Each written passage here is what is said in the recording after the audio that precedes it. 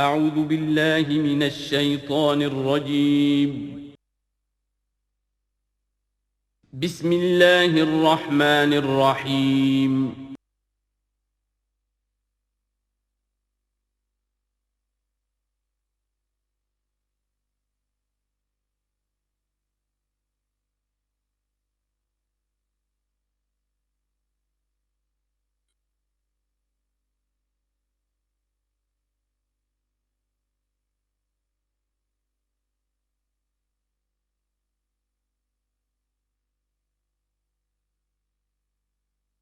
والصلاة والسلام على عباده الذين اصطفى خصوصا على افضلهم وخاتم النبيين محمد الامين وعلى آله وصحبه اجمعين.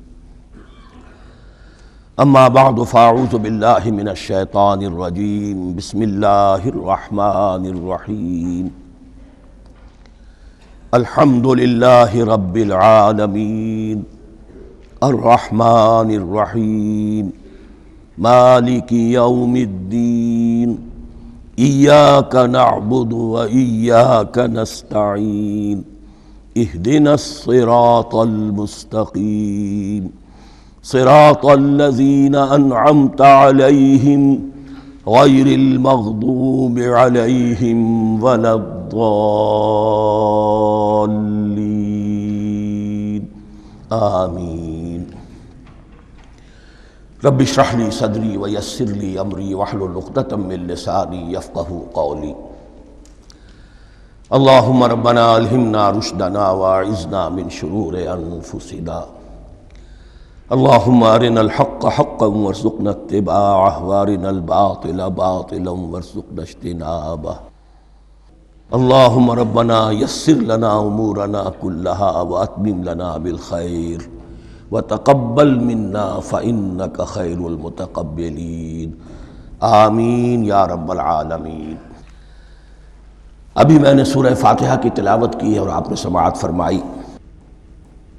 یہ سورہ مبارکہ مصحف کے اعتبار سے تو پہلی صورت ہے ہی، سب کو معلوم ہے، لیکن یہ بھی نوٹ کر لیجئے کہ یہ نزول کے اعتبار سے بھی سب سے پہلی مکمل صورت جو حضور پر نازل ہوئی وہ یہی ہے.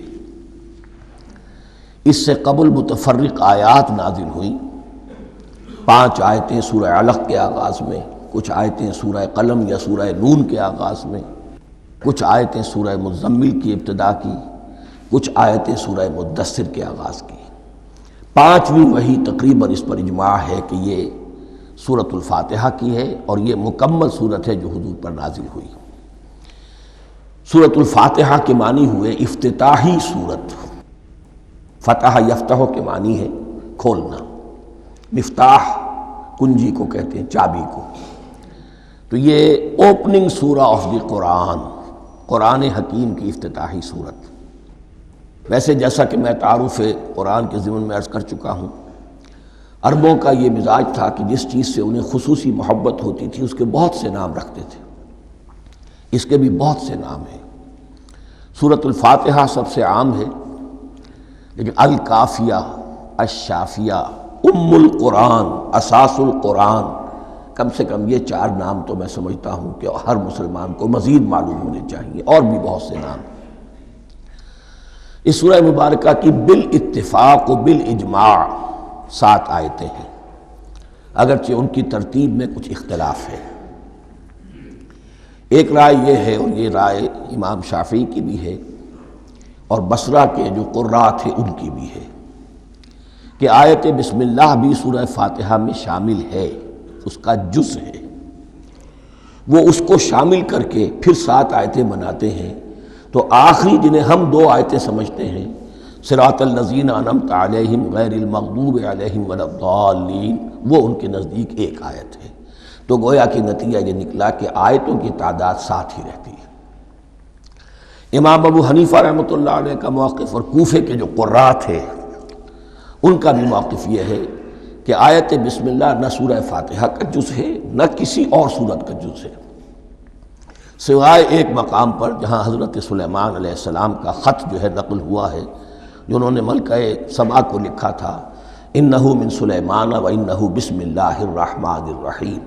تو قرآن کے متن میں صرف اسی جگہ پر یہ آیت شامل سمجھتے ہیں، باقی یہ صرف علامت کے طور پر کہ یہاں سے ایک نئی صورت شروع ہو رہی ہے درج کی گئی ہے۔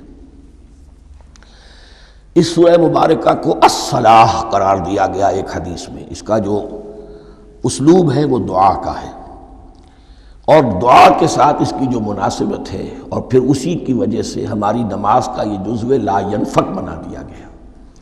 بلکہ ایک حدیث جو میں آپ کو سناؤں گا اس میں اسی کو نماز قرار دیا گیا، الصلاح یہی ہے۔ ویسے وہ حدیث مبارک موجود ہے، من لم یقرأ بفاتحۃ الکتاب لا صلاۃ لمن لم یقرأ بفاتحۃ الکتاب، جو شخص سورہ فاتحہ کی تلاوت نہیں کرتا اس کی کوئی نماز نہیں۔ اس کے حوالے سے بھی ہمارے ہاں دو مسلک ہیں، ذکر صرف اس لیے کر رہا ہوں کہ آپ کے علم میں ہو، ان میں کوئی بنیادی فرق نہیں ہے، کسی بھی ایک رائے کا انسان قائل اور حامل ہو سکتا ہے بغیر اس کے کہ دوسرے کو بالکل غلط قرار دے، بلکہ یہ کہ اس کے لیے بھی گنجائش اپنے ذہن میں اور اپنے دل میں رکھے۔ اور دوسری آیت یہ ہے کہ اس کا حصہ نہیں ہے، اسی اعتبار سے یہ کہ یہ سورہ مبارکہ نماز میں پڑھی جانی ضروری ہے، لا صلاۃ لمن لم یقرأ بفاتحۃ الکتاب۔ البتہ یہ اختلاف ہے، یہ بات جو میں ذکر کر رہا تھا جو ذہن سے نکل گئی، کہ آیا مقتدی جو ہے امام کے پیچھے کھڑا ہو کر جب نماز پڑھ رہا ہو تو کیا اس صورت میں بھی اس کے لیے لازم ہے کہ سورہ فاتحہ پڑھیں؟ اس میں دو رائے ہو گئی، بلکہ تین۔ ایک رائے انتہائی ہے اور وہ فقہ حنفی کی طرف منسوب ہے کہ اگر آپ امام کے پیچھے مقتدی کی حیثیت سے نماز پڑھ رہے ہیں تو کسی بھی رکعت میں آپ سورہ فاتحہ نہیں پڑھیں گے۔ ایک دوسری بالکل برعکس رائے ہے، وہ امام شافعی رحمۃ اللہ علیہ کی ہے کہ ہر حالت میں چاہے امام جہری رکعت پڑھا رہا ہو جس میں وہ بلند آواز سے سورہ فاتحہ پڑھ رہا ہو، اور چاہے وہ سری رکعت ہو، ہر حالت میں مقتدی کو بھی پڑھنی ہے۔ ایک تیسری رائے بین بین ہے، وہ امام مالک کی ہے رحمۃ اللہ علیہ، کہ جو سری رکعت ہے جس میں کہ امام بھی خاموشی سے پڑھ رہا ہے مقتدیوں کو بھی پڑھنی چاہیے، جو جہری رکعت ہے جس میں کہ امام بلند آواز سے پڑھ رہا ہے اس میں مقتدیوں کو خاموش رہ کر پوری توجہ جو ہے سننے پر صرف کر دینی چاہیے۔ اذا قرئ القرآن فاستمعوا له وانصتوا، جب قرآن پڑھا جا رہا ہو تو پوری توجہ اس کے پڑھنے پر مرکوز کر دو اور خود خاموش رہو۔ میرے اپنی رائے میں یہ تیسری رائے سب سے زیادہ صائب ہے، اور اس میں کسی طرح کی بھی کوئی پیچیدگی پیدا نہیں ہوتی۔ بہرحال اس سورہ مبارکہ کا جو اسلوب ہے میں نے عرض کیا دعائیہ ہے، البتہ قرآن مجید کے علم اور حکمت کے اعتبار سے، اس کے فلسفے کے اعتبار سے ایک بات سمجھ لینی چاہیے۔ قرآن کا فلسفہ یہ ہے کہ بنیادی ہدایت ہر انسان کے دل میں موجود ہے، بالقوہ، پوٹینشلی۔ یہ جو قرآن مجید یا اللہ کی کتابیں نازل ہوتی ہیں یہ انہیں ایکٹیویٹ کرتی ہیں، وہ اندر کی جو ڈورمنٹ کانشسنس ہے، خوابیدہ شعور جو ہے اسے بیدار کر کے، اور پھر یہ کہ اسے اجاگر کرتی ہیں۔ ہر سلیم الفطرت انسان اور سلیم العقل انسان، دو سلامتی شرط ہیں۔ سلیم الفطرت، نیچر پرورٹڈ نہ ہو، فطرت مسخ نہ ہو گئی ہو، عقل سلیم ہو، ان دونوں چیزوں کا نتیجہ یہ نکلتا ہے کہ وہ انسان از خود بغیر کسی وحی کی رہنمائی کے، بغیر کسی نبی کی تعلیم کے سے استفادہ کیے ہوئے از خود بھی کچھ حقائق تک پہنچ جاتا ہے۔ اور وہ حقائق کیا ہیں؟ نمبر ایک یہ کہ اس کائنات کا ایک خالق ہے اور وہ ایک ہے، اور وہ تمام صفات کمال سے متصف ہے۔ نمبر دو یہ کہ انسان کی زندگی صرف یہ زندگی نہیں ہے، بلکہ ایک اور زندگی ہے کہ جس میں اس زندگی کے اعمال کے نتائج برآمد ہوں گے۔ یہ دو باتیں، اس کی زیادہ وضاحت کے ساتھ جو ہے اس کا تذکرہ آئے گا سورہ لقمان میں، جہاں حضرت لقمان کی شخصیت کا تذکرہ ہے۔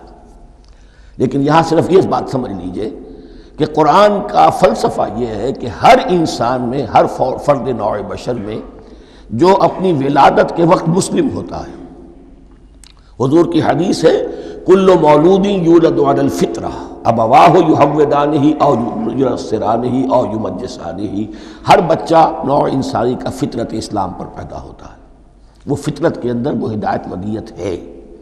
اب اگر وہ فطرت بس نہیں ہوئی اور عقل جو ہے وہ صحیح رخ پر کام کر رہی ہے تو ان دو حقائق تک وہ انسان خود پہنچ جائے گا۔ لیکن ان دونوں حقائق تک پہنچنے کے بعد اب وہ دست بستہ دعا کرے گا کہ اے رب اب مزید ہدایت تو مجھے عطا فرما۔ ایک تو یہ کہ میں کیا کروں کیا نہ کروں، میری عقل اس میں ٹھوکر کھا سکتی ہے، میں کسی اچھی چیز کو بری سمجھ سکتا ہوں، کسی بری کو اچھی سمجھ سکتا ہوں، تو مجھے صحیح راستہ، صحیح راہ ہدایت پر چلا۔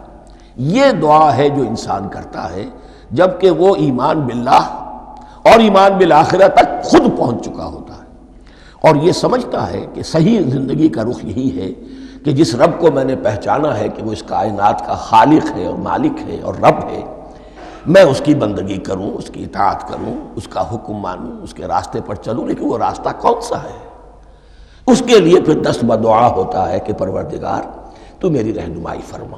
یہ مقام ہے کہ جہاں آپ سمجھ لیجئے اپنے آپ کو بھی آج اس جگہ پر تصور کرتے ہوئے پھر اس سورہ مبارکہ کو پڑھیے کہ آپ اس مقام پر اللہ کے فضل و کرم سے پہنچ چکے ہیں کہ اللہ کو آپ نے پہچان لیا اور اس کی توحید کو جان لیا، اس کی جملہ صفات کمال سے آپ واقف ہو گئے۔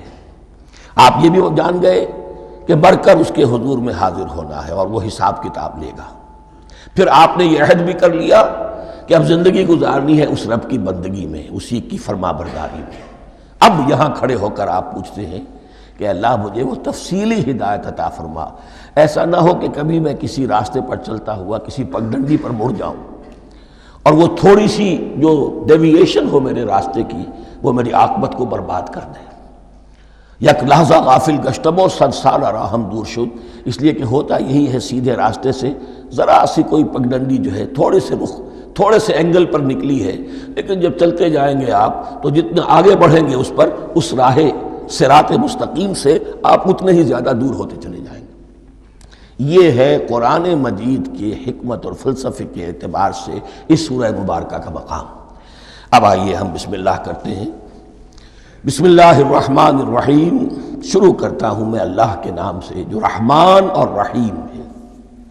اس پر کچھ گفتگو ہو چکی ہے تعارف قرآن کے ضمن میں کہ رحمان اور رحیم دو نام ہیں کہ جو رحمت کے مادے سے نکلتے ہیں۔ رحمان میں اللہ تعالیٰ کی رحمت کا جوش ہے، جانی کیفیت، طوفانی کیفیت، اور رحیم میں اللہ تعالیٰ کی رحمت کا دوام اور تسلسل۔ یہ دونوں کیفیات اللہ کی رحمت میں بیک وقت موجود ہیں، جس کا ہم تصور نہیں کر سکتے۔ ہم سمندر کو دیکھتے ہیں، متلاطم سمندر ہے، اس میں ہیجان ہے، طوفان ہے۔ دریا کو دیکھتے ہیں کہ وہ سکون کے ساتھ چل رہا ہے، خاموشی سے چل رہا ہے، بہہ رہا ہے، بس تسلسل کے ساتھ بہہ رہا ہے۔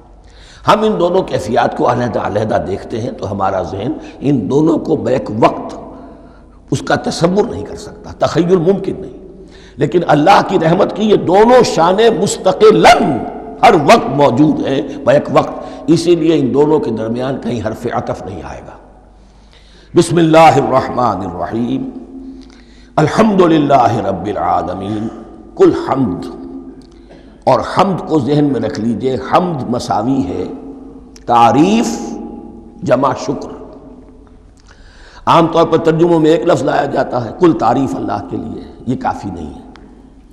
تعریف آپ کسی شے کی کر سکتے ہیں جس میں کوئی حسن ہے، خوبی ہے، کسی بھی اعتبار سے، خواہ آپ کو اس کے حسن و خوبی سے کوئی فائدہ حاصل نہیں ہو رہا۔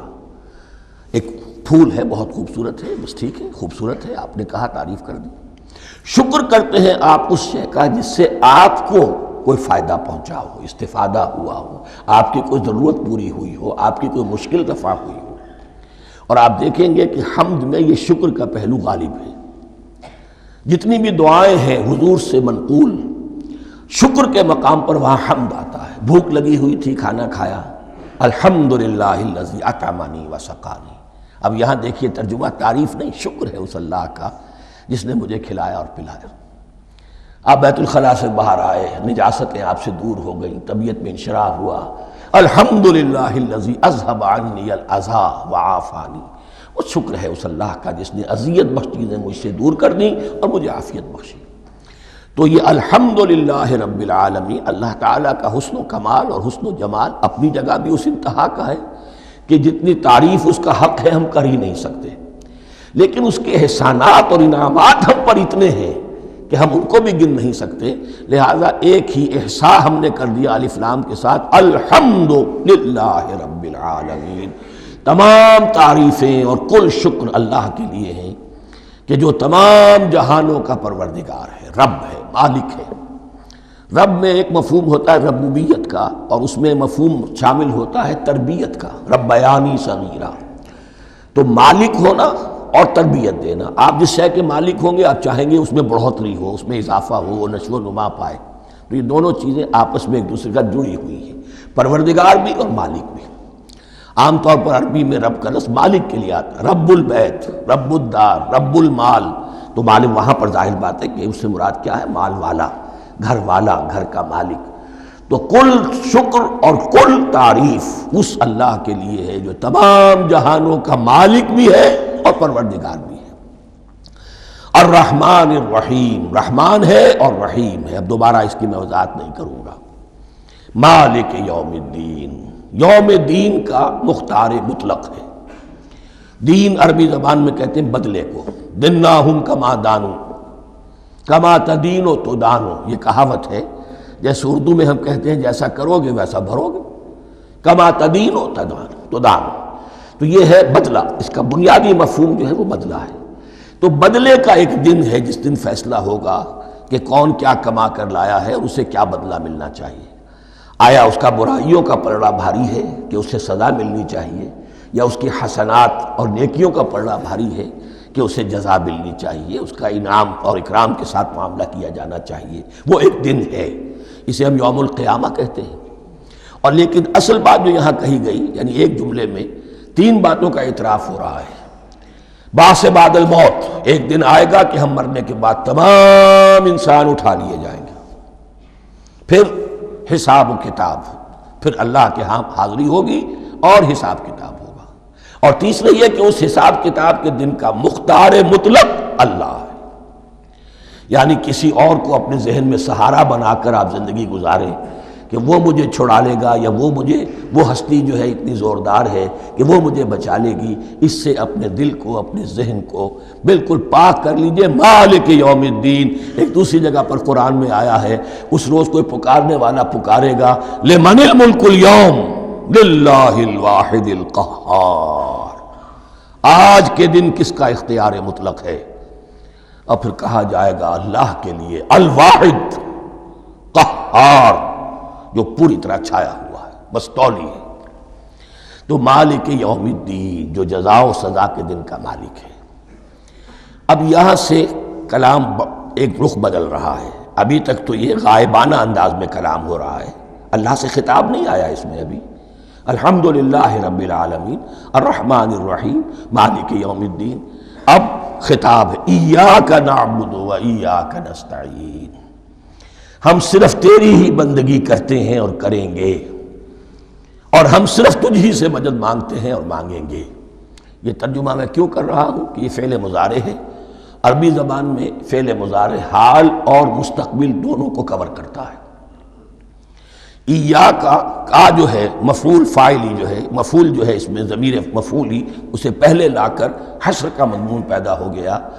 ہم تیری بندگی کرتے ہیں نہیں، ہم تیری ہی بندگی کرتے ہیں اور کریں گے۔ حال میں ترجمہ کیجئے تو یہ اظہار حال ہے، اور مستقبل میں ترجمہ کیجئے تو یہ ایک عہد ہے، قول و قرار ہے، بہت بڑا معاہدہ ہے۔ وَإِيَّاكَ نَسْتَعِينُ، اور صرف تجھ ہی سے مدد مانگتے ہیں اور مانگیں گے۔ اس میں بھی حال کا ترجمہ اظہار حال، اللہ کرے کہ واقعی ہمارا حال وہی ہو، جب ہم یہ الفاظ کہتے ہیں تو واقعتاً ہم اس پر پورے اتر رہے ہوں کہ اسی کی بندگی کر رہے ہوں اور اسی سے ساری استعانت اور استمداد کر رہے ہیں۔ جہاں تک مستقبل کا تعلق ہے وہ پھر ایک عہد ہے، اہدنا الصراط المستقیم، یہ مقام وہ آ گیا کہ یہاں تک تو اے پروردگار ہم پہنچ گئے، تیرے فضل سے، تیرے کرم سے، فطرت سلیمہ بھی تیری عطا کردہ تھی، عقل سلیم بھی تیری ودیت کردہ تھی، ان دونوں کی روشنی سے ہم یہاں تک تو پہنچ گئے۔ اب ہماری جو ضرورت ہے، احتیاج ہے، وہ کیا ہے؟ اہدنا الصراط المستقیم، ہدایت بخش ہمیں سیدھے راستے کی۔ یہاں دو باتیں سمجھ لیجئے، انفرادی سطح پر انسان کے لیے نہ معلوم کتنے مرحلے آتے ہیں ہر روز کہ جس میں وہ ایک چھٹک کر کھڑا ہو جاتا ہے، یہ کروں یا یہ کروں، دو آلٹرنیٹو سامنے آ رہے ہیں، فیصلہ کرنا مشکل ہو رہا ہے، قدم قدم پر ہدایت کی ضرورت ہے۔ اور اجتماعی طور پر نوع انسانی تین بڑے بڑے تمدنی مسائل میں واقعہ یہ ہے کہ تسلیم کر لیا جانا چاہیے کہ عقل انسانی اس کو راستہ نہیں دکھا سکتی۔ عام معاشرتی سطح پر مرد اور عورت کے درمیان حقوق اور اختیارات کا کیا توازن ہو، ناممکن ہے، انسان طے نہیں کر سکتا۔ انسان یا مرد ہے یا عورت ہے، عورت سوچے گی اپنے جذبات کا، اپنے خیالات کا لحاظ رکھے گی، مرد کے جذبات و احساسات کا اس کا کوئی تصور ہی ممکن نہیں۔ مرد سوچے گا اسے اپنے احساسات معلوم ہے، لیکن یہ کہ عورت کے احساسات سے وہ نابلد ہے، ان کو محسوس کر ہی نہیں سکتا، لا محالہ وہ اپنے بارے میں وہ جو بھی نظام بنائے گا اس میں وہ اپنی بالادستی رکھے گا۔ وہ تو ایک ہی ہستی ہو سکتی ہے کہ جو دونوں کی خالق ہے، مرد کی بھی عورت کی بھی، اور اس کو دونوں سے محبت ہے، دونوں کا خیر خواہ ہے، دونوں کا رب ہے، دونوں کو پروان چڑھانا چاہتا ہے۔ اسی طرح فرد اور معاشرہ یا ریاست، حکومت اور ریاست ہمیشہ یہ چاہتی ہے کہ سارے اختیارات ہمارے ہاتھ میں آ جائیں، ٹوٹلیٹیرین سوسائٹی ہو، بس ہم حکم دیں اور لوگ اس پر چلیں۔ افراد یہ چاہتے نہیں، ہمیں آزادی ہونی چاہیے۔ اب آپ دیکھیے کہ دنیا میں کتنے جھگڑے چلتے ہیں اسی پر، فریڈم فریڈم فریڈم۔ وہ فریڈم واقعتاً اپنی جگہ پر ایک شے ہے، افراد کی آزادی ہونی چاہیے، لیکن افراد کی آزادی اتنی نہ ہو جائے کہ وہ مادر پدر آزاد ہو جائے، کوئی قانون، کوئی قاعدہ، کوئی اخلاقی کوئی حدود اور قیود جو ہے ان کا پابند نہ رہے۔ تو اب کہاں ہے وہ نقطہ اعتدال کہ جس میں انسان کی انفرادی آزادی، انفرادی اختیار اور ادھر اجتماعی مصلحتیں جو ہیں ان کو بیلنس کیا جا سکے؟ انسان طے نہیں کر سکتا، صرف اللہ ہی اس کے لیے نظام دے سکتا ہے۔ تیسرا مسئلہ ہے سرمایہ اور محنت، اس میں کیا توازن ہو؟ سرمایہ اور محنت دونوں مل کر کچھ بنا رہے ہیں، کچھ پروڈیوس کر رہے ہیں۔ اب اس میں نفع جو ہوا ہے اس میں سرمایہ کا کتنا حصہ ہونا چاہیے اور لیبر کا کتنا ہونا چاہیے، کون طے کر سکتا ہے؟ اس کے لیے بھی کہ ایسا نہ ہو کہ سرمایہ داری جو ہے آکاش بیل بن کر پورے معاشرے پر چھا جائے، اور غریب بیچارہ، مزدور بیچارہ، کاشتکار بیچارہ وہ گویا کہ چکی کے دو پارٹوں میں پس کر رہ جائے، اس کی کوئی حیثیت نہ رہ جائے۔ لیکن یہ کہ دوسری طرف اگر یہ کہ مزدور کا جو حق ہے اس سے زیادہ اس کو دے دیا جائے تو سرمایہ جو ہے وہ سکڑ جائے گا، شائی ہو جائے گا، وہ پھر میدان میں نہیں آئے گا۔ کیا کیا جائے؟ کون سا نقطہ عدل و اعتدال ہے؟ یہ تین مسائل ایسے ہیں، اہدنا الصراط المستقیم۔ تو یوں سمجھیے کہ ایک جو بنیادی ہدایت تھی، ایک اللہ کو پہچان لینا، یہ جان لینا کہ کل حسن و جمال اور تمام انعام و اکرام کا منبع اس کی ذات ہے، وہ رحمان ہے اور رحیم ہے، اور یہ جان لینا کہ مرنے کے بعد جی اٹھنا ہے، حساب کتاب ہے، فیصلہ ہوگا جزا و سزا کا، اور مختار مطلق اس دن کا اللہ ہے۔ پھر یہ عہد کر لینا ایاک نعبد و ایاک نستعین۔ اس کے بعد دعا، پروردگار ہمیں ہدایت پر قائم رکھ، ہماری ہدایت میں اضافہ فرما۔ اس ہدایت کے لفظ کو سمجھ لیجئے، بنیادی ہدایت، تفصیلی ہدایت، قدم قدم پر ہدایت، ہدایت پر ہدایت۔ والذین اہتدوا زادہم ہدی، جو لوگ ہدایت کے راستے پر آتے ہیں اللہ ان کی ہدایت میں اضافہ کرتا ہے۔ تو یہ قدم قدم پر ہمیں ہدایت کی ضرورت ہے اور مرحلہ وار ضرورت ہے۔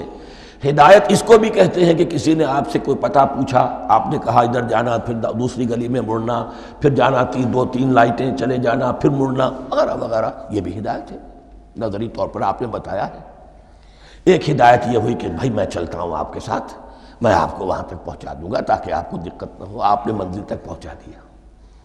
ان دونوں کے درمیان، یہ تو میں نے ایک فرد کی مثال دی ہے، اللہ اور بندے کے درمیان نہ معلوم کتنے مراحل ہیں ہدایت کے۔ تو کسی وقت بھی انسان اپنے آپ کو ہدایت خداوندی سے مستغنا نہیں سمجھ سکتا، اور نہیں تو پروردگار جو ہدایت دی ہے اس پر ہدایت پر قائم رکھ۔ کیا پتہ شیطان کا کوئی حملہ، کیا پتہ ہمارے نفس کی کوئی شرارت کسی ایسے رخ پر ہمیں ڈال دے کہ اب تک کی ساری کمائی بھی ضائع ہو جائے۔ لہذا یہ نہ سمجھیے کہ جب یہ ساری چیزیں ان کو معلوم تھیں، وہ ان چیزوں کا تو اقرار کر رہے تو اب ہدایت کون سی مانگ رہے ہیں؟ تو ہدایت کا تو بڑا میدان کھلا ہوا ہے، اور اس ہدایت کی وہ جو میں نے آخری شکل آپ کو بتائی ہے کہ منزل مقصود تک پہنچا دے، یہ ہدایت بھی قرآن مجید میں اس معنی میں بھی لفظ آیا ہے کہ اہل جنت جب جنت میں داخل ہوں گے تو جو ترانہ حمد ان کی زبان پر اس وقت ہوگا وہ کیا ہے؟ الحمدللہ الذی ہدانا لہذا وما کننا لنہتدی لولا ان ہدانا اللہ۔ کل شکر اس اللہ کا جس نے ہمیں یہاں تک پہنچا دیا، ہدایت دی یہاں تک پہنچا دیا، اور ہم ہرگز نہ پہنچ پاتے، ہم ہرگز ہدایت یافتہ نہ ہو سکتے اگر اللہ ہی ہمیں ہدایت نہ دیتا۔ اہدنا الصراط المستقیم، سیدھا راستہ، صراط الذین انعمت علیہم، اب اس کی مزید وضاحت ہے، راستہ اس کا ان لوگوں کا جن پر تیرا انعام ہوا۔ یہ کون لوگ ہیں؟ اس کی وضاحت آپ کو ملے گی سورہ نساء میں، من یطع اللہ والرسول فاولئک مع الذین انعم اللہ علیہم من النبیین والصدیقین والشہداء والصالحین۔ چار طبقات ہیں منعم علیہم جن پر اللہ کا انعام ہوا ہے۔ چوٹی پر انبیاء کرام، اس کے بعد صدیقین کرام، اس کے بعد شہداء عظام، اس کے بعد عام صالح مسلمان، صالح ہو۔ یہ بیس لائن ہے، اس سے اوپر کا درجہ شہداء کا ہے، اس سے اوپر کا درجہ صدیقین کا ہے، اور پھر اس سے اوپر کا درجہ انبیاء کا ہے۔ انبیاء میں سے پھر وہ بھی ہوتے ہیں کہ جو اولو العزم میں من الرسل ہیں، لیکن یہ چار طبقات ہیں، ان کے راستے پر ہمیں چلا۔ غیر المغضوب علیہم ولا الضالین، جو مغضوب علیہم نہیں ہوئے، جن پر تیرا غضب نہیں ہوا، اور غضب ہوتا ہے ان پر کہ جو ہدایت کے واضح ہونے کے بعد ہدایت کو ترک کر دیں، وہ ہے مغضوب علیہم۔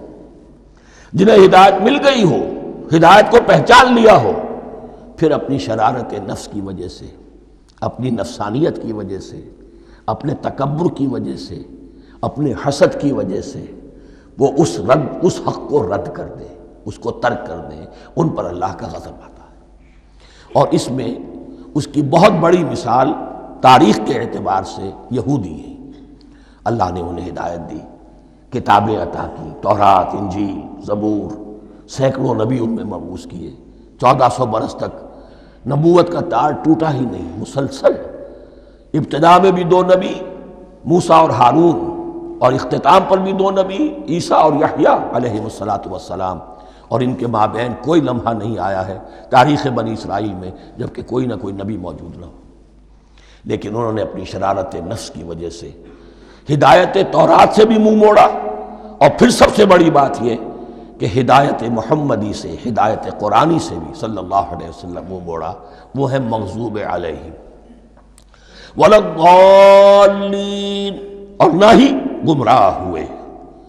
یہ لفظ جو آتا ہے عربی زبان میں گمراہ کا بھی ہے اور تلاش حق میں بھٹکنے والے کا بھی ہے۔ ایک وہ شخص ہے جس پر حق ابھی واضح نہیں ہوا، وہ تلاش میں ہے، اس کے لیے بھی ضال کا لفظ آئے گا۔ اسی طرح کوئی شخص کسی کے عشق اور محبت میں ایسا ہو جائے، دیوانہ ہو جائے، اس کو بھی ضال کہتے ہیں، یعنی اس کے اوپر جذبات کا اتنا غلبہ ہو گیا ہے کسی کی محبت اور عشق کی بنا پر۔ تو حضور کے لیے یہ لفظ آیا ہے وَوَجَدَكَ ضَالًّا فَهَدَىٰ، اور یہ تو سورۃ الضحیٰ ہے، اکثر بیشتر لوگوں کو یاد ہوگی۔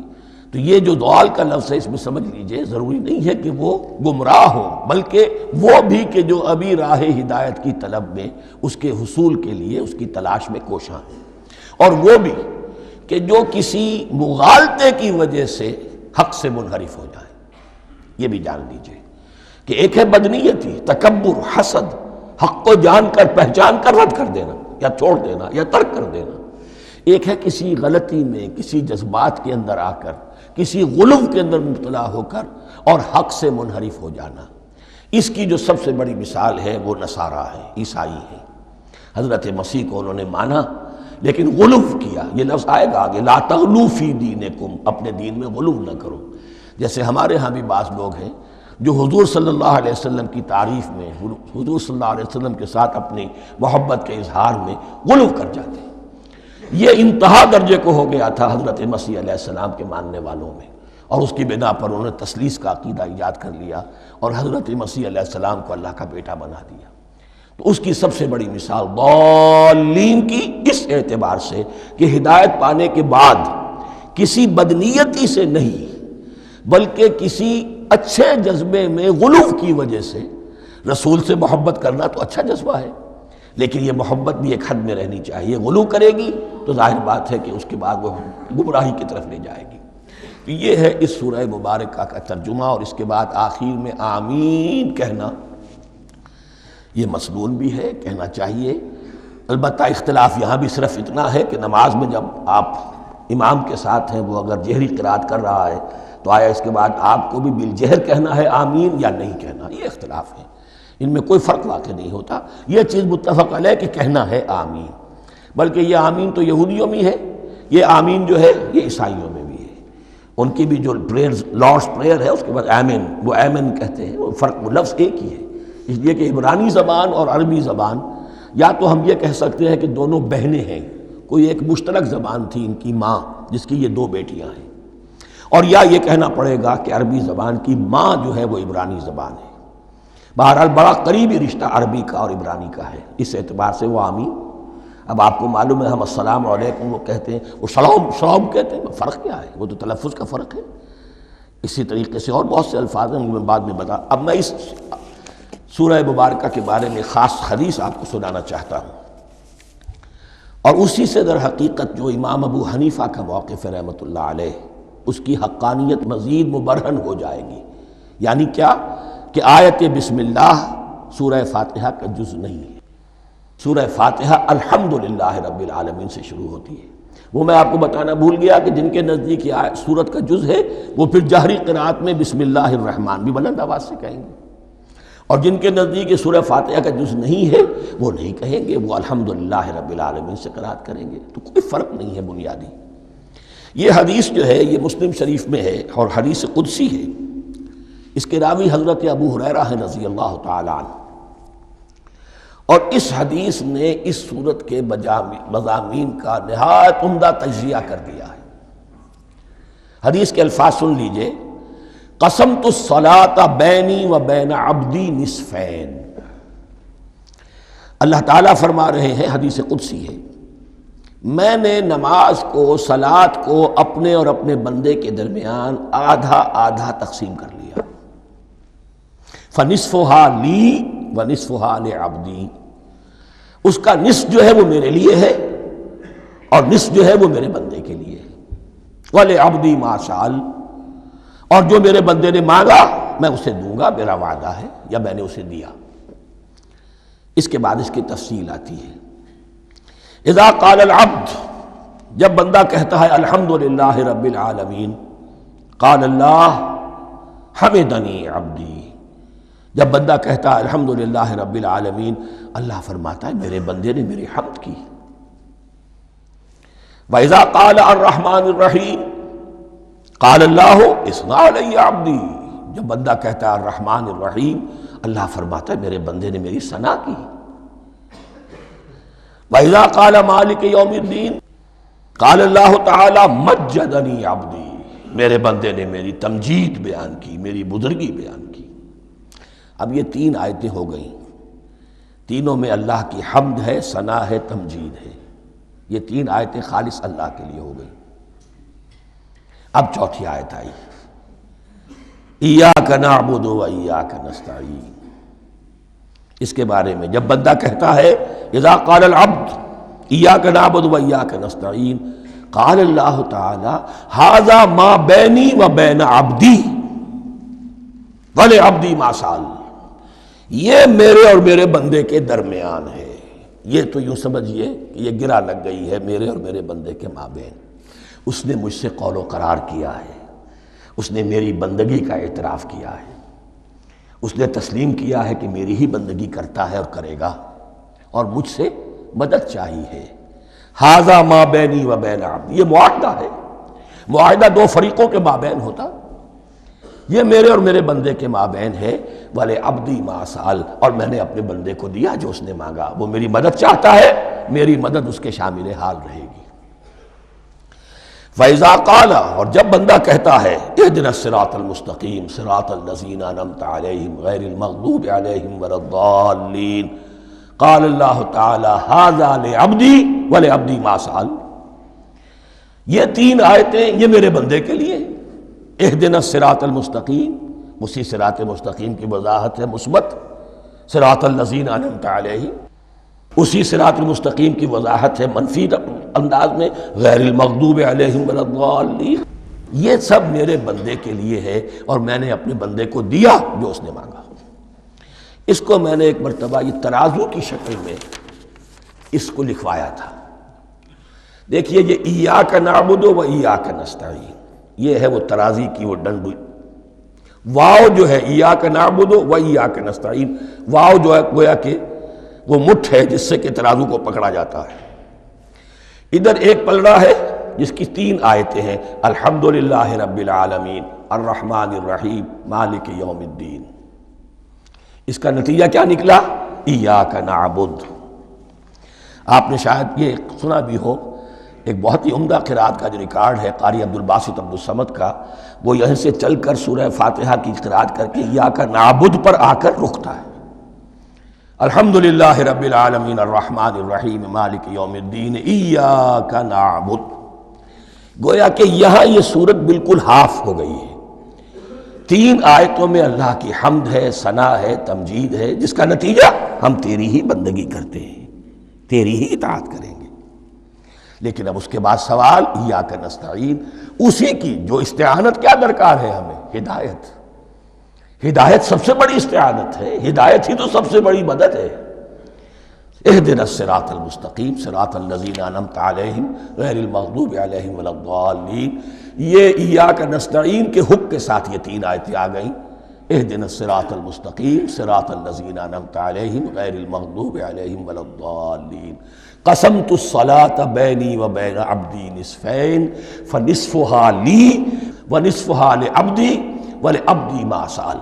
اللہ تعالیٰ اس سورہ فاتحہ کا جو اصل مفہوم ہے وہ بھی ہمارے ذہنوں پر، ہمارے شعور کی سطح پر اسے اجاگر کیے رکھے، ہمیں توفیق دے کہ جب بھی پڑھیں، جب بھی سنیں تو وہ کیفیت اگر ہو جائے، اس لیے کہ ایک حدیث ہے کہ الصلاۃ معراج المومنین، نماز تو اہل ایمان کے حق میں معراج کے درجے میں ہے۔ اس حوالے سے ہم یہ سمجھ سکتے ہیں کہ کوئی وقت ایسا آ سکتا ہے کہ انسان کو واقعتاً، روح انسانی واقعتاً اللہ کے یہ جواب سنے، انہونی بات نہیں ہے، ہوتا ہے خطاب آخر، اٹھتا ہے حجاب آخر، کرتے ہیں خطاب آخر، یہ تو ہوتا ہے، مخاطبہ الہی ہے، تو میں نے عرض کیا کہ ثابت ہے، مخاطبہ، محادث اور تحدیث اللہ بندوں سے کلام کرتا ہے۔ اب آئیے بسم اللہ الرحمن الرحیم، اب یہ سورہ بقرہ شروع ہو رہی ہے۔ سورۃ البقرہ جو 286 آیات پر مشتمل ہے، تقریباً 2.5 پاروں پر پھیلی ہوئی ہے۔ ہر شخص جانتا ہے کہ یہ قرآن حکیم کی حجم کے اعتبار سے سب سے بڑی سورت ہے، لیکن یہ معاملہ صرف حجم کا نہیں ہے، نبی اکرم صلی اللہ علیہ وسلم نے اسے سنام القرآن قرار دیا ہے۔ آپ نے فرمایا لکل شیء سنام، ہر چیز کی ایک چوٹی ہوتی ہے، جیسے اونٹ کا کوہان ہوتا ہے، وسنام القرآن البقرہ، سنام القرآن، قرآن کی چوٹی جو ہے وہ سورۃ البقرہ ہے۔ یہ نوٹ کر لیجئے جو میں نے کل آپ کو جو مختلف مکی اور مدنی صورتوں کے گروپوں کے بارے میں بتایا تھا کہ یہاں سے اب پہلی منزل بھی شروع ہو رہی ہے اور پہلا گروپ بھی شروع ہو رہا ہے، اور اس کے ساتھ جو اگلی صورت آئے گی وہ اس کا جوڑا ہے، سورہ آل عمران، جس کی سب سے نمایاں علامت یہ نوٹ کیجئے، یہ بھی الف لام میم سے شروع ہوئی، اگلی بھی الف لام میم سے شروع ہوگی۔ اس کے بعد 2 صورتیں مدنی اور ہیں، لیکن ان دونوں میں نہ حروف مقطعات ہے، نہ کوئی اور تمہیدی کلام ہے، براہ راست خطاب سورہ نساء میں یا ایھا الناس اور سورہ مائدہ میں یا ایھا الذین آمنوا، کوئی تمہیدی بات نہیں، کوئی حروف مقطعات نہیں، براہ راست خطاب۔ وہ ایک جوڑا ہے سورہ نساء اور سورہ مائدہ، اور یہ ایک جوڑا ہے سورہ بقرہ اور سورہ آل عمران۔ سورہ بقرہ اور سورہ آل عمران کو نبی اکرم صلی اللہ علیہ وسلم نے الزہراوین بھی قرار دیا ہے۔ زہرا کہتے ہیں بڑی روشن چیز کو۔ یہ حضرت فاطمہ رضی اللہ تعالی عنہ کے نام کے ساتھ آتا ہے، فاطمۃ الزہراء۔ تو زہرا بہت روشن، دمکتی ہوئی شے۔ الزہراوین، یہ دو نہایت دمکتی ہوئی صورتیں ہیں جو قیامت کے دن دو بدلیوں کی شکل میں ظاہر ہوں گی، حضور نے فرمایا، اور جو لوگ ان صورتوں سے محبت کرتے تھے ان پر سایہ کریں گی۔ اللہم ربنا اجعلنا منہم، ہمیں اللہ تعالیٰ ان میں شامل فرما دے۔ اس سورہ مبارکہ کو دو حصوں میں تقسیم سمجھیے۔ ویسے تو یہ کہ رکوع آئیں گے، پارے بھی بدلیں گے اس میں، لیکن حصے دو ہیں۔ پہلے حصے میں اصل روح سخن سابقہ امت مسلمہ سے ہے، یہود سے، بنی اسرائیل سے۔ دوسرے حصے میں اصل خطاب موجودہ امت مسلمہ سے ہے، امت محمد سے صلی اللہ علیہ وسلم۔ پہلے حصے میں 18 رکوع ہیں لیکن آیات 152 ہیں۔ دوسرے حصے میں 22 رکوع ہیں لیکن آیات 134 ہیں۔ گویا کہ اس سے آپ کو توازن نظر آئے گا کہ اگرچہ ادھر رکوع کی تعداد کم ہے 18 لیکن آیات کی تعداد زیادہ ہے 152۔ دوسرے حصے میں رکوعوں کی تعداد زیادہ ہے 22 لیکن آیات کی تعداد 134۔ اسی لیے اس کا ایک نام میں نے تجویز کیا ہے، وہ اس لیے تاکہ کچھ حقائق آپ کے ذہنوں میں ان ناموں کے حوالے سے بھی انشاءاللہ محفوظ ہو جائیں گے۔ سورۃ الامتین، دو امتوں کی صورت، اس لیے کہ تقریباً نصف اس کی ساری بحث جو ہے، مرکزی بحث، وہ سابقہ امت مسلمہ بنی اسرائیل، اور دوسرا نصف اس میں سارا خطاب وہ ہے موجودہ امت مسلمہ یعنی امت محمد صلی اللہ علیہ وسلم۔ اس کا جو پہلے 18 رکوع ہے یا پہلا حصہ ہے، اس کے اندر ڈویژن فردر ہوگی ورٹیکل، عمودی۔ پہلے 4 رکوع، پھر 10 رکوع، پھر 4 رکوع۔ لیکن جو 22 رکوع ہیں دوسرے حصے کے، دوسرے نصف کے، اس میں ڈویژن جو ہے جو ہاریزونٹل ہے، وہ افقی تقسیم ہے، عمودی نہیں، افقی۔ وہ میں بعد میں بیان کروں گا جب ہم وہاں پہنچ جائیں گے۔ ان کو پہلے سمجھ لیجئے کہ اس پہلے حصے کی جو تقسیم میں نے کی ہے، پہلے 4 رکوع، پھر 10 رکوع اور پھر 4 رکوع۔ پہلے 4 رکوع یوں سمجھیے کہ پورے قرآن مجید کے لیے اس کی حکمت اور فلسفے کا جو حصہ مکی قرآن میں بیان ہو چکا تھا اس کا خلاصہ ہے۔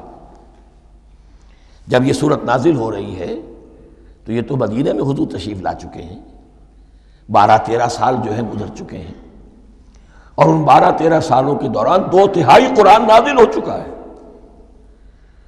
اس میں جو بھی حکمت، فلسفہ اور بنیادی دعوت، یہ جو چیزیں مکی قرآن میں بیان ہوئیں، ان کا خلاصہ نچوڑ نکال کر یہاں 4 رکوعوں میں رکھ دیا گیا۔ اگرچہ ان میں بھی جب گہرائی میں آپ دیکھیں گے تو روح سخن جو ہے وہ بنی اسرائیل کی طرف ہے، وہ میں بعد میں عرض کروں گا، لیکن اضافی طور پر یہ سمجھ لیجئے کہ پورے مکی قرآن کے حکمت اور پیغام کا خلاصہ ان 4 رکوعوں میں۔ پھر 10 رکوع ہیں جن میں براہ راست خطاب ہے سابقہ امت مسلمہ، یا بنی اسرائیل۔ اس کے بھی 2 حصے ہیں۔ پہلے ایک رکوع میں دعوت ہے، بڑا انداز اس کا بڑا پیارا ہے، اس میں دعوت ہے، ایمان لاؤ محمد پر صلی اللہ علیہ وسلم۔ اور اس کے بعد 9 رکوع ہیں ملامت کے، ملامت، تنقید، تم نے یہ کیا اور یہ کیا اور یہ کیا، ہم نے یہ احسان کیے، یہ احسان کیے، یہ احسان کیے، تم نے یہ ناشکری کی، یہ ناشکری کی، یہ ناشکری کی۔ اور اس سب کا نتیجہ آخری 4 رکوعوں میں ہے کہ اب تمہیں اس منصب سے معزول کیا جا رہا ہے جس پر تم 2000 برس تک فائز رہے ہو، اور تمہیں ہٹا کر اب ایک نئی امت محمد کی شکل میں جو وجود میں آ چکی ہے صلی اللہ علیہ وسلم، اسے اس پر فائز کیا جا رہا ہے۔ اور اس کی علامت کے طور پر اسے میں کہا کرتا ہوں کورونیشن، تاج پوشی۔ ایک امت معزول، دوسری امت اس کا نسب ہو رہا ہے، اس کی تاج پوشی کے لیے سمبل، علامت کیا ہے؟ قبلہ تحویل۔ وہ قبلہ یروشلم سابقہ امت کا قبلہ اب ادھر رخ نہیں ہوگا، اب اہل توحید کا قبلہ یہ مکے کی طرف ہوگا، بیت اللہ کی طرف ہوگا۔ تو تحویل قبلہ کا مضمون ہے جو ان 4 رکوعوں میں آتا ہے۔ تو یہ میں نے تھوڑی سی تمہید جو ہے آپ کے سامنے رکھ دی ہے۔ اب بسم اللہ کیجئے۔ بسم اللہ الرحمن الرحیم۔ الف لام میم۔ الف لام میم یہ حروف مقطعات ہیں، یہ علیحدہ علیحدہ پڑھے جاتے ہیں، علم نہیں پڑھ سکتے اس کو۔ الف لام میم، ہا میم ہے، ہا علیحدہ میم علیحدہ، اگرچہ لکھے ہوئے ہوتے ہیں جڑے ہوئے، کاف ہا یا عین صاد لکھے ہوئے جڑے ہوئے، پڑھے جائیں گے علیحدہ علیحدہ، قطع علیحدہ کرنا۔ تو حروف مقطعات ان کے بارے میں ایک بات تو جو ہے اجماعی ہے، سب کے نزدیک مسلم ہے، ان کا کوئی حتمی مفہوم اور ان کے حتمی معنی کسی کو معلوم نہیں سوائے اللہ اور اس کے رسول کے۔ اس معنی میں یوں بھی کہا گیا یہ کوڈ ورڈز ہیں، جیسے کہ کوئی میسیجز جو ہیں ادھر ادھر بھیجے جاتے ہیں، سیکرٹ میسیجز، تو کچھ کوڈ ورڈز ہوتے ہیں جس سے سمجھ میں آتا ہے کہ یہ بات واقعتاً صحیح سورس سے آ رہی ہے، واللہ عالم۔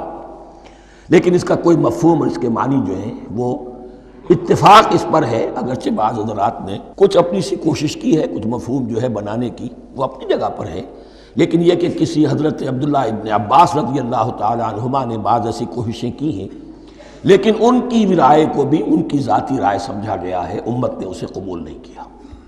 اجماع اور کنسنسس اسی پر ہے کہ اس کے معنی اور مفہوم کسی کو معلوم نہیں سوائے اللہ اور اس کے رسول کے۔ البتہ بعض چیزیں ایسی ہیں کہ وہ اگر نوٹ کر لی جائیں تو شاید آئندہ ہے اس میں کچھ راز کھلنے کے امکانات پیدا ہو جائیں۔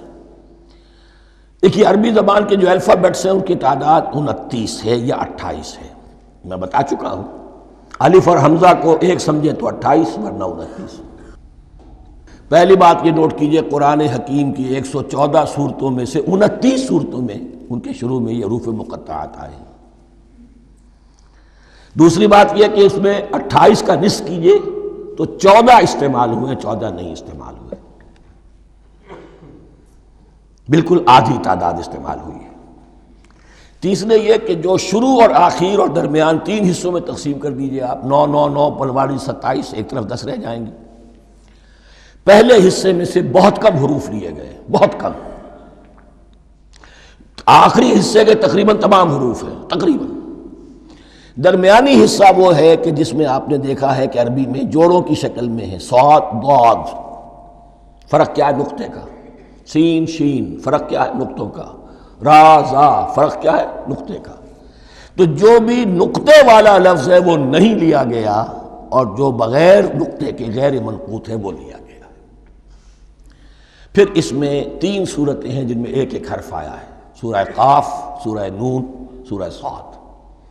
پھر صورتیں ہیں جن میں 2 2 آئی ہیں، جن میں 3 3 آئے ہیں، پھر 4 4 آئے ہیں، 2 ہی صورتیں ہیں جن میں 4 4 ہیں، اور 2 ہی صورتیں جن میں 5 5 ہیں۔ تو یہ ہے صرف یوں سمجھیے کہ اعداد و شمار۔ اس کے حوالے سے کچھ آدمی غور کرے تو شاید کوئی بات نکلے۔ باقی وہ مثال میں آپ کو بتا دیتا ہوں کہ حضرت عبداللہ ابن عباس نے ایک رائے ظاہر کی کہ الف لام میم در حقیقت ایک جملے کا خلاصہ ہے، انا اللہ اعلم۔ پہلا لفظ ہے انا، اس کا الف لے لیا، درمیانی لفظ ہے اللہ، اس کا درمیانی لام لے لیا، تیسرا لفظ ہے اعلم، یہ آخری لفظ ہے، آخری حرف میم لے لیا، انا اللہ اعلم، میں اللہ جانتا ہوں، واللہ اعلم، واقعتاً اللہ ہی جانتا ہے۔ یہ حضرت عبداللہ ابن عباس کی رائے ہے، لیکن اگرچہ انہیں حبر الامت مانا گیا ہے، لیکن یہ کہ ان کی اس رائے کو بھی اکثر و بیشتر مفسرین نے قبول نہیں کیا۔ اب جو پہلے 2 رکوع ہیں اس سورہ بقرہ کے، ان کے بارے میں تعویل عام اور تعویل خاص کا ایک بڑا بنیادی فرق ہے جو نوٹ کر لینا چاہیے۔ جس وقت یہ صورت نازل ہو رہی ہے، میں عرض کر چکا ہوں کہ 12 سال ہو چکے تھے حضور کو اپنا فریضہ نبوت و رسالت ادا کرتے ہوئے۔ ایک جماعت اچھی بھلی تیار ہو چکی تھی جنہوں نے حضور کی دعوت پر لبیک کہا، ایمان لائے اور آپ کی تعلیمات پر عمل کیا، وہ ایک گروہ موجود تھا۔ یہ ابو بکر ہے، یہ عمر ہے، یہ عثمان ہے، یہ طلحہ ہے، یہ زبیر ہے، یہ عبد الرحمن ابن عوف ہے، یہ مصعب بن عمیر ہے، دیکھ لو۔ اور ایک گروہ وہ تھا کہ جو حق کو جان کر پہچان کر محض اپنی ضد اور ہٹ درمی کی باعث وہ کفر پر اڑ گیا تھا۔ اور اب ایک تیسرا گروہ پیدا ہو رہا تھا مدینے میں آ کر، وہ ابھی ایمبریونک سٹیج میں ہے، کہ جو داعی ہے، مدعی ہے کہ ہم مانتے ہیں لیکن حقیقت میں نہیں مانتے۔ یہ تین قسم کے گروہ دنیا میں ہمیشہ پائے جائیں گے، ہمیشہ۔ اب اس کو لا رہا ہوں تعویل عام کی طرف۔ جب بھی کبھی کوئی دعوت اٹھے گی انقلابی، ایک ہوتا ہے واعظ و نصیحت، ٹھیک ہے، جس نے بھی فائدہ اٹھایا اٹھا لیا۔ ایک ہوتی ہے دعوت انقلابی، وہ انقلابی دعوت کا ہدف ہوتا ہے نظام کو بدلنا۔ نظام بدلتا ہے تو ظاہر بات ہے کہ جو لوگ اس نظام میں جن کے ویسٹڈ انٹرسٹ ہیں اور جن کو پریولیجز حاصل ہیں، جن کے مفادات ہیں، وہ تو لازماً اپنے نظام کا تحفظ کریں گے۔ ٹکراؤ ہوگا، تصادم ہوگا، تصادم میں جانی نقصان بھی ہوگا، مالی نقصان بھی ہوگا۔ یہ گویا کہ کسی انقلابی دعوت کے لوازم ہیں۔ اگر یہ شے نہ ہو تو دعوت انقلابی ہے ہی نہیں۔ اس اعتبار سے ہر انقلابی دعوت کے جواب میں تین طبقے پیدا ہو جاتے ہیں۔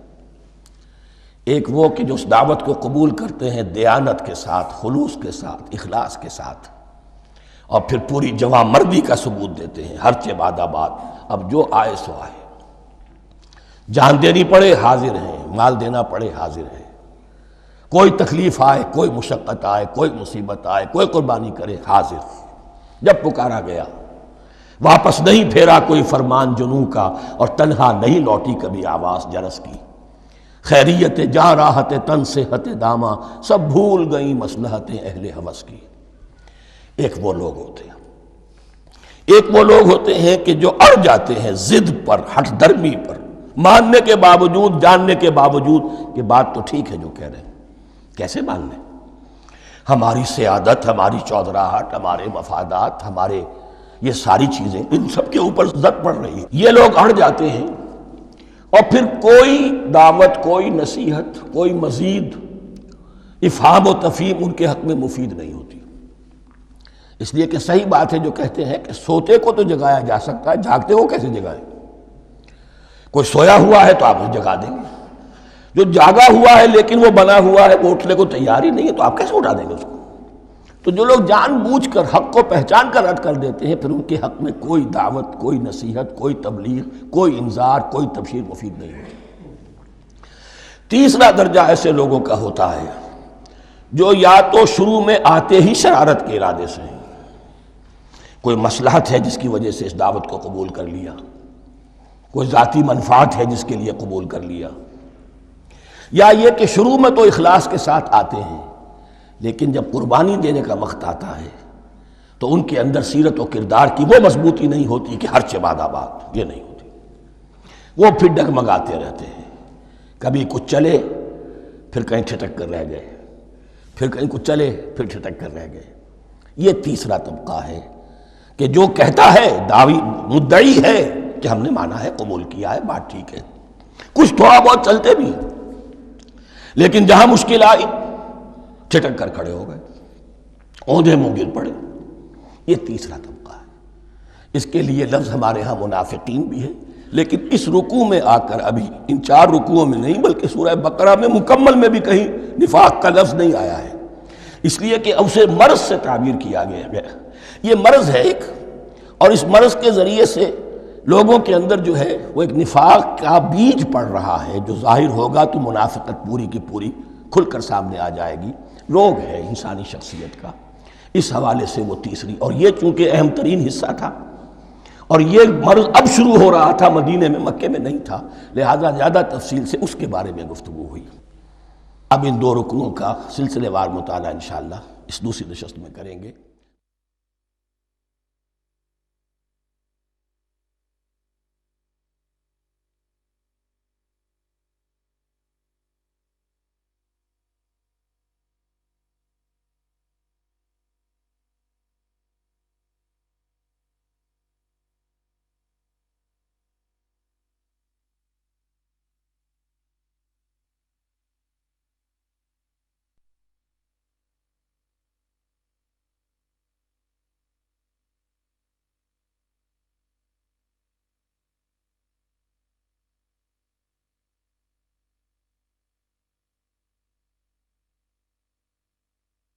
أعوذ بالله من الشيطان الرجيم. بسم الله الرحمن الرحيم.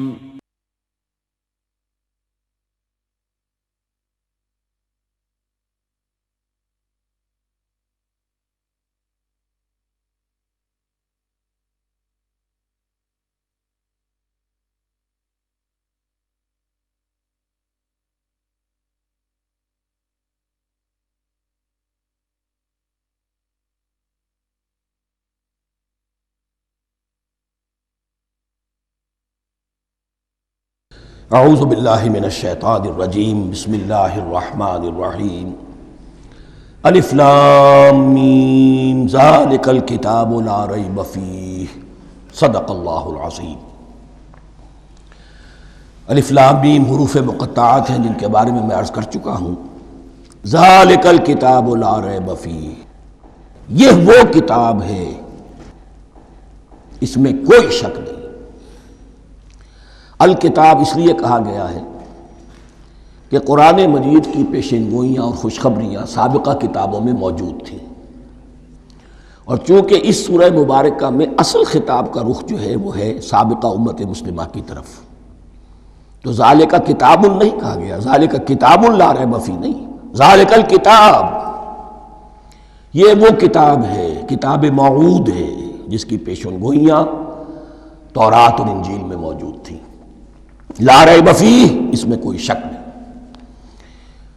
حرف اورا ریب، نئے، تبدیل، نئے، یہی الفاظ آئے ہیں سورہ سجدہ کے شروع میں بھی، الف لام میم تنزیل الکتاب لا ریب فیہ رب العالمین، لا ریب فیہ من رب العالمین، فیہ ھدی للمتقین۔ فیہ دونوں طرف مل سکتا ہے، لا ریب فیہ اسے معانقہ کہتے ہیں، لا ریب فیہ پڑھیں گے تو ہدن سے شروع کر دیں گے، لا ریب پر ختم کر دیں گے تو فیہ ہدن للمتقین، یہ دونوں معنی درست ہوں گے۔ ہدن للمتقین یہ ہدایت ہے، رہنمائی ہے اہل تقوی میں جو بچنا چاہیں۔ تقوی کا اصل مفہوم سمجھ لیجئے، وقا یقی کسی کو بچانا، تقوی خود بچنا۔ جن لوگوں کے اندر فطرت سلیمہ ہوتی ہے ان میں اخلاقی حس موجود ہوتی ہے، وہ بری چیز سے بچنا چاہتے ہیں، بھلی کو حاصل کرنا چاہتے ہیں، وہ لوگ ہیں کہ جو گویا کہ اس قرآن کا اصل مخاطب ہے، وہی اس سے استفادہ کر سکیں گے۔ الذین یؤمنون بالغیب، اب ان کے کچھ اوصاف، یہ اصل میں بہت زیادہ واضح ہوتا ہے تعویل خاص کے اعتبار سے کہ دیکھ لو درخت کو اپنے پھل سے پہچانتے ہیں، اس قرآن کے پھل موجود ہیں نا، یہ ابو بکر اور عمر اور عثمان اور علی کون ہیں؟ یہ جو مہاجرین آئے ہیں چل کر، مدینے والوں دیکھو یہ کون ہیں، ان کی شخصیتیں کیا ہیں، ان کا کردار کیا ہے، ان کے اوصاف کیا ہے، یہ کس درخت کے پھل ہیں، یہ اس بینہ کے پھل ہیں، یہ اس ذکرہ کے پھل ہیں۔ بینہ رسول من اللہ یتلو صحفا مطہرۃ فیہا کتب قیمہ، یہ اس شجرہ مبارکہ کے پھل ہیں، دیکھ لو ان کے کیا شب و روز ہیں۔ الذین یؤمنون بالغیب، جو غیب پر ایمان رکھتے ہیں۔ تعویل عام کے اعتبار سے اس کا بہت اہم مفہوم ہوگا، جو یہ طے کر لے کہ سوائے مادے کی دنیا کے مجھے اس سے آگے جانا ہی نہیں، unless I can verify۔ آپ کو معلوم ہے کہ میٹیریل جو حقائق ہیں وہ تو آپ ویریفائی کر سکتے ہیں، آنکھ سے دیکھ سکتے ہیں، کان سے سن سکتے ہیں، ویریفائڈ ہیں۔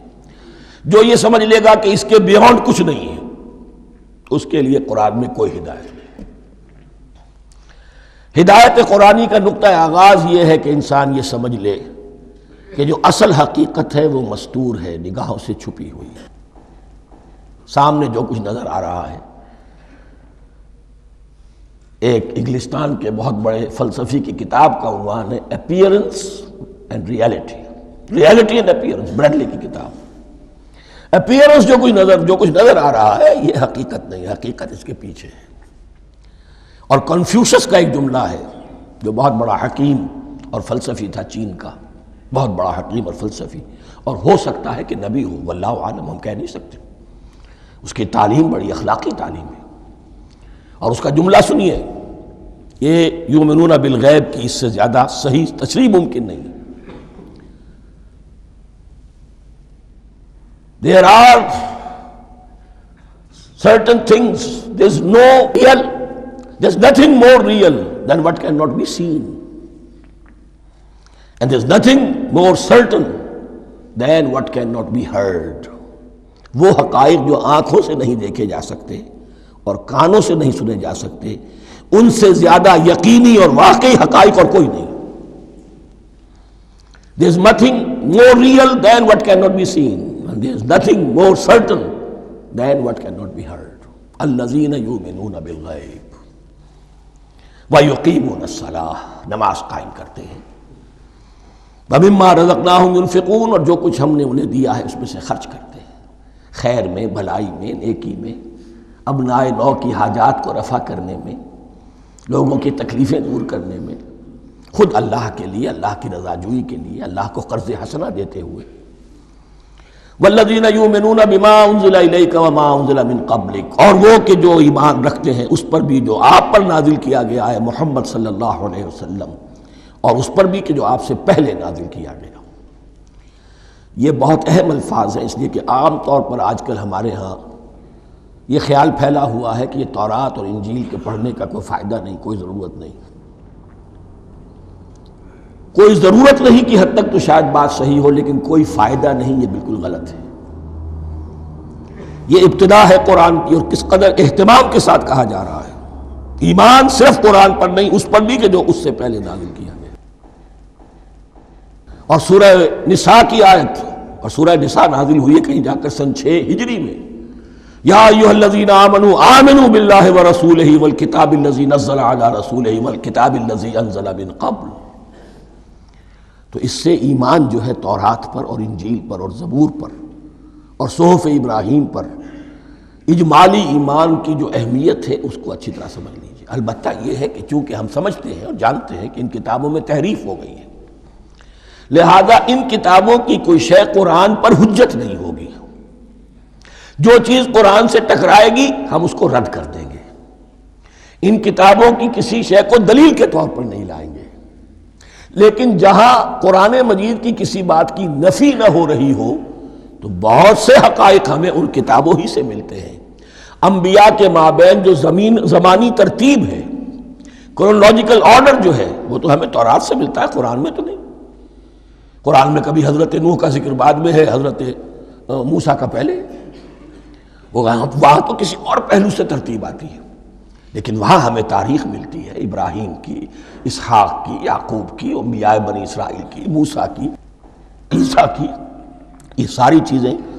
تو اس کی اہمیت جو ہے اس کو سمجھ لیجئے. والذین یؤمنون بما انزل الیک وما انزل من قبلک وبالآخرۃ ھم یوقنون، آخرت پر وہ یقین رکھتے ہیں. نوٹ کرنے والی بات کیا ہے کہ باقی سب چیزوں کے لیے لفظ ایمان آیا، آخرت کے لیے ایقان. کیوں؟ واقعہ یہ ہے کہ انسان کے عمل کے اعتبار سے سب سے زیادہ مؤثر شے ایمان بالآخرہ ہے. ایمان بالآخرہ ہے تو عمل سیدھا رہے گا کہ ہاں مجھے جواب دہی کرنی ہے، جانا ہے، اٹھنا ہے، اللہ کے حضور حاضری ہے. اگر یہ یقین ہے تو عمل صحیح ہوگا. اس میں کمی ہو گئی تو توحید جو ہے وہ بھی بس ایک عقیدہ، ایک ڈوگما بن کے رہ جائے گی. ایمان بالرسالت بھی بدعات کو جنم دے گا. عید میلاد نبی منا لیجئے، اور کچھ عشقیہ اشعار کہہ دیجئے، نعتیہ اشعار کہہ دیجئے، اللہ اللہ خیر صلی اللہ، یہ ایمان بالرسالت کے مظہر ہوں گے. عمل انسان کا درست ہوتا ہے آخرت کے یقین کے ساتھ. وبالآخرۃ ھم یوقنون، آخرت پر انہی کا یقین ہے، انہی کا یقین ہے. یہ حصر بھی ہے اس اعتبار سے کہ یہودی میں مدعی تھے کہ ہم آخرت پر یقین رکھتے ہیں، یہاں کنٹراسٹ دکھایا جا رہا ہے، آخرت پر یقین رکھنے والے یہ لوگ ہیں. اور تعویل خاص کے اعتبار سے وہ لوگ موجود ہیں تمہاری نگاہوں کے سامنے. 13 برس کی محنت کی کمائی محمد الرسول اللہ صلی اللہ علیہ وسلم کی، اس کتاب کی، یتلو علیہم آیاتہ ویزکیہم ویعلمہم الکتاب والحکمہ، اس کا جو نتیجہ ہے وہ تمہارے سامنے. اولئک علی ھدی من ربہم، یہ وہ لوگ ہیں جو اپنے رب کی طرف سے ہدایت پر ہیں.